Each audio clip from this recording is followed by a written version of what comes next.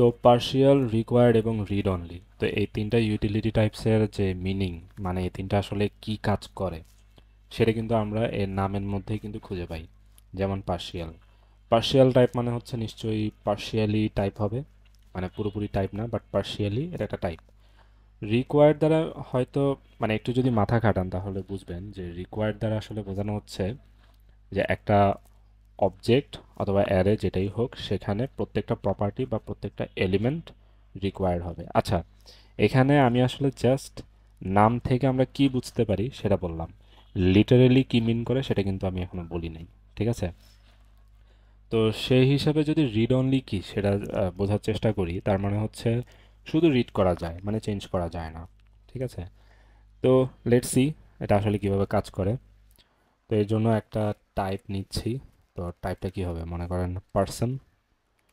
তো এখন পার্সনের একটা নেম থাকবে, যেটা হচ্ছে স্ট্রিং, আর একটা এজ দিলাম, নাম্বার। তো এখানে একটা ফাংশন নিচ্ছি যেটা হচ্ছে fn। তো এই ফাংশনের মধ্যে আমরা দুইটা প্যারামিটার দিব, একটা হচ্ছে ইউজার যেটা হবে পার্সন, আর একটা হচ্ছে নিউ নেম। ঠিক আছে? তো তেমন কিছু না, এখানে জাস্ট ইউজার থেকে নেমটা চেঞ্জ করে দিব, যেটা হবে এই যে নিউ নেম। আচ্ছা, এই নিউ নেমটা আসলে কি, এটা হচ্ছে স্ট্রিং। ঠিক আছে? তারপর জাস্ট কনসোল লক করে দিই, ইউজারটাকে কনসোল লক করে দিচ্ছি। এরপরে আমাদের এই fn যে ফাংশনটা, এটাকে কল করব। তো এটাকে কল করার জন্য একটা ইউজার অবজেক্ট লাগবে। তো একটা ইউজার অবজেক্ট নিচ্ছি, ফর এক্সাম্পল স্টাফ, একটা অবজেক্ট। তো স্টাফ অবজেক্টটা জাস্ট একটা নেম দিচ্ছি, এজ দিচ্ছি না। তো কেন দিচ্ছি না এটা একটু পরে দেখব। তো এখন এই জায়গায় স্টাফ দিলাম, আর নিউ নেমের জায়গায় কি দিব, মনে করেন অ্যালেক্স দিলাম। তো এখন দেখি, তো এখানে কিন্তু এরর আসার কথা। তো একটু সময় নিচ্ছে, দেখি। হ্যাঁ, এখানে কিন্তু এরর এসেছে। কি লিখেছে, argument of type name string is not assignable to parameter of type person, property age is missing in type name string but required in type person। তো এখানে বলেছে যে এই পার্সন টাইপের মধ্যে এজ কিন্তু রিকোয়ার্ড। ঠিক আছে? তো এখানে যদি একটা অপশনাল চিহ্ন থাকতো, মানে একটা কোয়েশ্চেন মার্ক থাকতো, তাহলে কিন্তু এটা অপশনাল হয়ে যেত, তখন কিন্তু এটা ভ্যালিড হইতো। এই যে স্টাফ, এই অবজেক্টটা কিন্তু তখন ভ্যালিড হইতো। তো যেহেতু এটা আসলে রিকোয়ার্ড, মানে এখানে অপশনাল চিহ্নটা নাই, তার মানে হচ্ছে আমাদের এই অবজেক্টটা এখানে পাস করার জন্য, মানে এই fn এর ফার্স্ট আর্গুমেন্ট হিসেবে পাস পাস করার জন্য এটা আসলে ভ্যালিড না। তো এখন এখানে যদি এটাকে অপশনাল করে দেই, তাহলে কি হবে, তাহলে এটা কিন্তু ভ্যালিড হয়ে যাবে। হ্যাঁ, তো এখানে কিন্তু আমরা যেভাবে চাচ্ছি সেভাবে কিন্তু এখানে আসছে। তো এখানে ফর এক্সাম্পল আমরা আসলে এটাকে অপশনাল রাখতে চাচ্ছি না। তো প্রোগ্রামিংয়ে এমন হয় যে এরকম একটা টাইপ আপনি লিখেছেন, ডিফাইন করেছেন, কিন্তু আপনি এটা কোনো এক জায়গায় হয়তো এটা অপশনালি আপনার ইউজ করা দরকার। ঠিক আছে? এমন একটা হয়তো ভ্যালু আসবে, বা এমন একটা হয়তো আপনি এখানকার মতো এমন একটা প্যারামিটার আপনাকে পাস করা লাগছে, যেটা হয়তো ওই অবজেক্টের কিছু প্রপার্টি সেখানে থাকবে, সবগুলো হয়তো থাকবে না। তো এরকম সিচুয়েশনে বারবার তো আর আপনি ডিফারেন্ট ডিফারেন্ট টাইপ বানাইতে পারবেন না, বা বানালেও আপনার আসলে এটা একটু বেশি কিছু মনে হবে।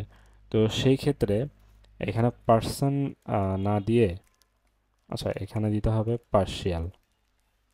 তো এসব ক্ষেত্রে আপনি এই পার্শিয়াল ইউটিলিটি টাইপ ব্যবহার করতে পারেন। তো এখন যদি আমরা রান করি, তাহলে কি দেখব, এখন কিন্তু কোনো রকমের সমস্যা এখানে দেখাবে না, completely fine. So let's see, yes. তো এখানে কিন্তু কমপ্লিটলি ফাইন, কোনো ধরনের সমস্যা নাই। তো এই পার্শিয়াল জিনিসটা আসলে কি করে, তো এই পার্শিয়াল এই ইউটিলিটি টাইপ আসলে বেসিক্যালি আমাদের এই টাইপটাকে এরকম বানায় ফেলে,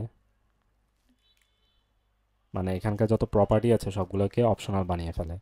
তো এই কারণে এখানে কিন্তু এ ধরনের সিচুয়েশনে যদিও রিকোয়ার্ড, তারপরেও কিন্তু, মানে যদিও প্রত্যেকটা প্রপার্টি রিকোয়ার্ড, তারপরে কিন্তু এখানে ভ্যালিড একটা রেজাল্ট দেয়। তো এই হচ্ছে পার্শিয়ালের ইউজ কেস। আর অন্যদিকে ফর এক্সাম্পল আমরা এখানে পার্শিয়াল এগুলা কেটে নিই। তো ফর এক্সাম্পল এখানে পার্শিয়াল নাই। আচ্ছা, তো এখানে আবার এইজ অপশনাল। তো আমরা ইতিপূর্বে দেখেছি যে এরকম ক্ষেত্রে আউটপুট শো করবে, যেহেতু এখানে এইজ নাই তারপরে আউটপুট শো করবে বিকজ এখানে এইজ অপশনাল। ঠিক আছে?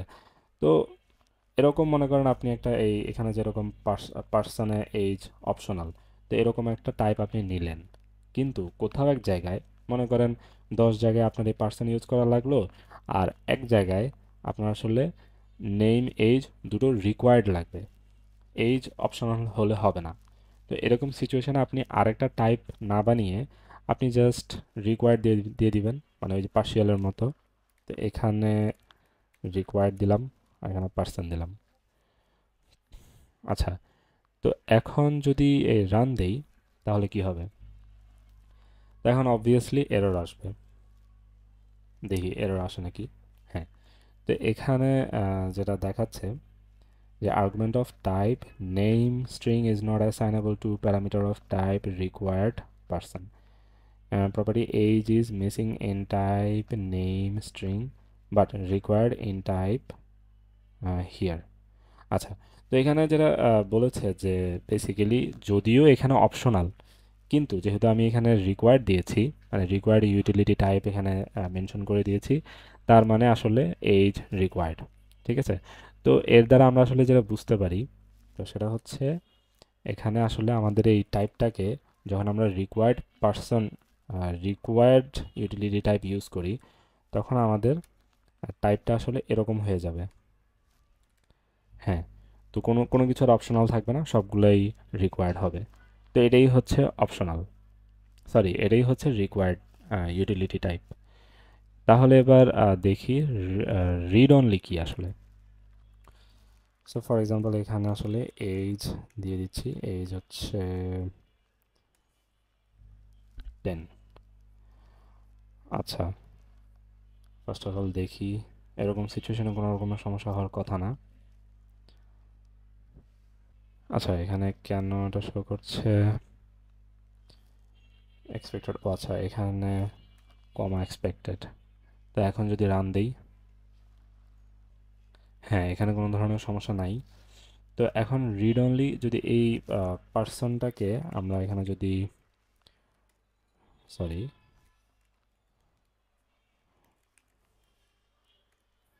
এখানে যদি রিড অনলি দেই তাহলে কি হবে? তাহলে কিন্তু এরর আসার কথা। কেন এরর আসবে একটু পরে বলছি। হ্যাঁ, এখানে এরর এসেছে। এররে কি বলেছে যে can not assign to name because it is a read only property. তো এখানে খেয়াল করে দেখেন, এখানে ইউজারের যে নেম প্রপার্টি, সেটাতে আমরা নিউ নেম অ্যাসাইন করছি। তো যেহেতু এখানে আমরা বলে দিয়েছি যে ইউজার হচ্ছে এমন একটা টাইপ যেটা আসলে চেঞ্জ করা যায় না, তো সেখানে আমরা আসলে এখানে চেঞ্জ করছি।